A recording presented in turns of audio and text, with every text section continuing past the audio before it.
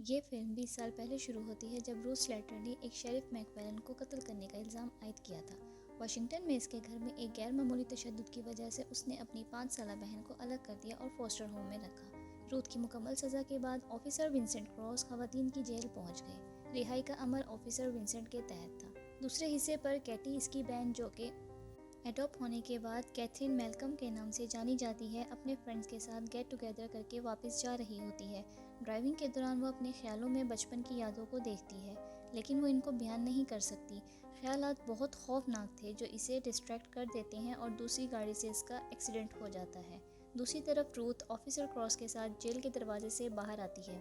वो इस बात से बेखबर होती है कि एक आदमी, केथ, इसको जेल से बाहर आता देखकर उसे फॉलो कर रहा है। वो ऑफिसर क्रॉस की गाड़ी में बैठती है और चली जाती है।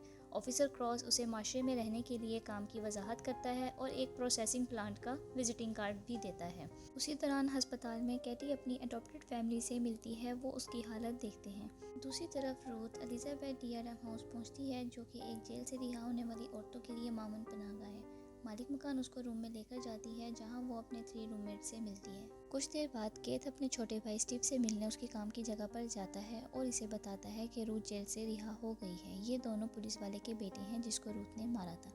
केथ स्टीव को अपने बाप की मौत का बदला लेने को कहता है, लेकिन स्टीव इनकार कर देता है। देर रात को कैटी ने अस्पताल में अपनी बहन के साथ वक्त गुजारा। मेलकम कपल ने इस पर तबादला ख्याल किया। माइकल ने अपनी बीवी राइचल्स की मुखालफत के बावजूद रूथ की रिहाई के दिन से ताल्लुक रखने वाले इस मुख्तसर नजरियात पर यकीन नहीं किया। दूसरी तरफ रूथ के पास लैंडलाइन पर केथ की कॉल आती है, जो इसे पुलिस का कातिल कहते हैं। अगले दिन रूथ वाकये की यादों से जाग जाती है। वो थोड़ा बहुत जानती है कि हाल ही में उसके पुराने घर पर एक नई फैमिली ने कब्जा किया है। जॉन, एक कॉर्पोरेट लॉयर, उसकी बीवी लिज और उसके 2 बेटे डैनियल और रेयान। क्योंकि घर बहुत सालों से बंद था और पुराना हो चुका था, तो वो घर को रेनोवेट करवा रहे थे। एक कॉन्ट्रैक्टर घर की दीवार से बच्चे की छुपी हुई जूती का जोड़ा निकालता है और लिज को दिखाता है। वो इससे पूछती है, ये क्या है? यकीनन ये पुराने दौर में घर को बुरी नज़र से बचाने के लिए बच्चे की जूती दीवार में चुनवा देते थे। इसी दौरान रूथ काम की तलाश में इंटरव्यू के लिए जाती है। उसकी काबिलियत के बावजूद मैनेजर उसकी दरख्वास्त को रद्द कर देता है, उसका पिछला रिकॉर्ड देखते हुए। रूथ फैसला करती है कि वो समुद्री गिज़ा के गोदाम पर काम करेगी, जो क्रॉस की तजवीज़ थी। वो फौरन सुपरमार्केट में काम की जगह पर जाती है। वहाँ ब्लैक से मिलती है, जो इन्हें मछली को कैसे काटना है सिखाता है। अगले दिन रूथ कैटी की तलाश में निकलती है। वो पब्लिक लाइब्रेरी में कंप्यूटर इस्तेमाल करने के लिए जाती है। कैटी को ढूंढने के लिए गूगल का इस्तेमाल करती है। कैटी स्लेटर के नाम से बहुत से अकाउंट देखती है। उसने जल्द ही सोशल मीडिया पर अपने पुराने घर के सेल होने की खबर को देखा। वो अपने रेनोवेटेड घर से दूर खड़ी ख्यालों में मशगूल होती है। जॉन इसे बातचीत करके खुशगवार करता है और उसे घर आने की दावत देता है। जैसा कि रूथ का दावा था कि वो यहाँ एज अ कारपेंटर काम कर चुकी है। जॉन अपनी बीवी लिज का तारुफ रूथ से करवाता है। रूथ घर में खड़ी कैटी के साथ गुजरे वक्त को याद करती है। फीलिंग्स को कंट्रोल करने के लिए वो खुद को वहाँ से जाने पर एग्री करती है और चली जाती है। दूसरी तरफ कैटी अस्पताल से छुट्टी के बाद अपने घर में आराम कर रही होती है और साथ ही अपनी बहन एमिली से ख्वाबों के बारे में, जो इसके बचपन की यादें हैं, उसे बताती है, जो वो एक टुकड़े में नहीं देख सकती। रूथ कंस्ट्रक्शन साइट से गुजर रही होती है। वहाँ का कॉन्ट्रैक्टर इसे जाने के लिए कहता है, लेकिन रूथ इसे अपने काम से इम्प्रेस कर देती है और इसे जॉब मिल जाती है।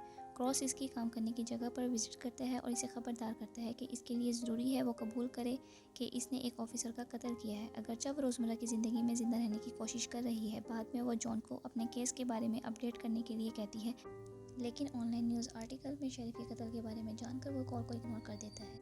एक दिन बाद रूथ जॉन के लिए एक वॉइस मैसेज छोड़ती है। अपनी कहानी में छोड़े हुए तमाम हिस्सों को बताती है और उम्मीद करती है कि जॉन कैटी को ढूंढने में इसकी मदद करेगा। जॉन इस बारे में सोचता है। लिज घर से बाहर आके वर्कर से रूथ के बारे में पूछती है। दूसरी तरफ एक पार्टी में स्टीव अपने डिटेक्टिव फ्रेंड से रूथ के बारे में मालूमात लेता है।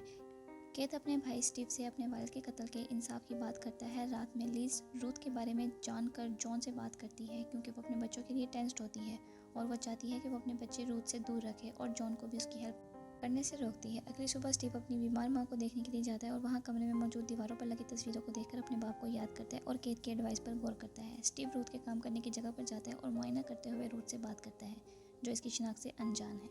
स्टीव रूथ से उसके वालिदैन का जिक्र करता है, जैसा कि रूथ का दावा है कि वो गुजर चुके हैं। स्टीव जाहिर करता है कि वो जा चुका है, लेकिन खुफिया तौर पर वापस आता है और एक खत के साथ 5 साल कैटी की पुरानी तस्वीर को देखता है और अपने फ़ोन में उसकी तस्वीर लेता है। कुछ दिन गुजरने के बाद रूथ और ब्लैक प्लांट में काम के दौरान एक दूसरे से घुल मिल जाते हैं। माइकल को जॉन के ऑफिस से एक खत आता है और वो फौरी तौर पर अपनी बीवी को कॉल करता है। दूसरी जगह स्टीव केट के साथ मुलाकात करता है और अपने जज्बात को कबूल करता है कि हमें अपने वालिद की मौत का बदला लेने के लिए कुछ करना चाहिए। कैटी के घर पर माइकल और राइचल ने लेटर्स को कैटी से छुपाने की प्लानिंग की और कहा कि हम रूथ से खुद बात करेंगे। ये सारी बातें एमिली सुन लेती है। इतने में रूथ क्रॉस को कहती है कि वो कैटी को तलाश करने के लिए ज़्यादा बेचैन है।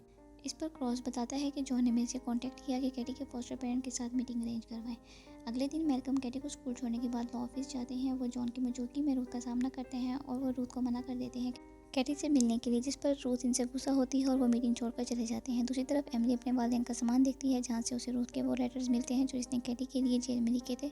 वो इन्हें पढ़ती है और रोने लगती है। रूथ को घर जाते हुए एमिली की कॉल आती है। वो इससे मिलने के लिए पूछती है। रूथ एमिली को स्कूल के बाहर उसका वेट कर रही होती है। एमिली के आते ही वो दोनों आपस में कैटी के बारे में बातचीत करने लगते हैं।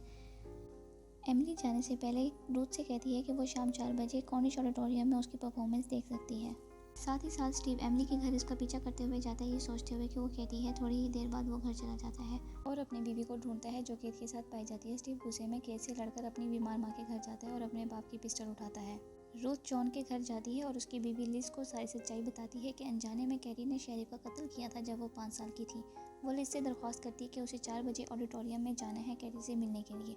ऑडिटोरियम पहुंचते ही उसे स्टीव की कॉल आती है जो उसे कहता है कि अगर कैटी को बचाना चाहती हो तो यहाँ आ जाओ, जबकि वो नहीं जानते थे कि वो कैटी नहीं एमिली है। रूथ लिज के साथ उसकी बताई गई जगह पर जाती है। वो अकेली अंदर कमरे में जाती है और एमिली को नीचे ज़मीन पर देखती है। स्टीव रूथ को घुटनों पर बैठने के लिए मजबूर करता है और कैटी को मारने की धमकी देता है। रूथ उससे उसके बाप का जिक्र करती है और वो गुस्से में गन रूथ की तरफ कर देता है। रूथ उसे बताती है कि उसके बाप ने स्टीव और केट के साथ रहने की बात की थी और मुझे मारने के बाद तुम अपनों के साथ नहीं रह पाओगे। काफ़ी समझाने के बाद स्टीव को एहसास हो जाता है और वो रोने लगता है। रूथ एमिली के हाथ खोलती है और उसे बाहर भेजती है जहाँ लिज पुलिस को बुला लेती है। थोड़ी ही देर बाद रूथ भी बाहर आ जाती है जिसे पुलिस पकड़ लेती है और स्टीव को भी साथ ही पकड़ लेती है। कैटी की कामयाब परफॉर्मेंस और स्टीव की गिरफ्तारी के बाद ऑफिसर क्रॉस आकर रूथ को छोड़ने का हुक्म देता है। रूथ कैटी को मैल्कम फैमिली के साथ देखती है। कैटी रूथ की तरफ बढ़ती है और दोनों गले लगती हैं। ये फिल्म यहाँ ख़त्म होती है जब रूथ ये फील करके रोने लगती है कि उसका मिशन अपनी बहन के साथ मिलने का पूरा हो गया।